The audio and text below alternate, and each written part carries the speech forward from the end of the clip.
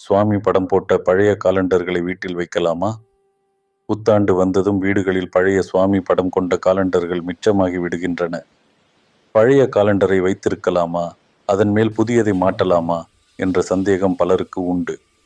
ஆன்மீக ரீதியாக காலண்டர் என்பது காலத்தை கணக்கிடும் ஒரு கருவி மட்டுமே. அது பயன்பாடு முடிந்த பிறகு வீட்டில் வைத்திருப்பது நல்லதல்ல. குறிப்பாக பழைய காலண்டரின் மேல் புதியதை மாட்டுவது தவிர்க்க வேண்டும். ஆன்மீக நம்பிக்கையின்படி பழைய காலண்டர்கள் வீட்டில் இருந்தால் பழைய தடைகள், பிரச்சனைகள் நீடிக்கும் என்று கூறப்படுகிறது. தேவையில்லாத பழைய காலண்டர்களை கோவிலில் விட்டு விடுவதும் தவறு.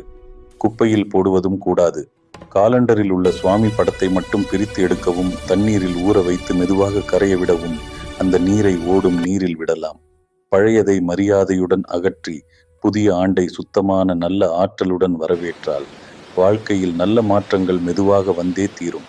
இந்த வீடியோ பிடித்திருந்தால்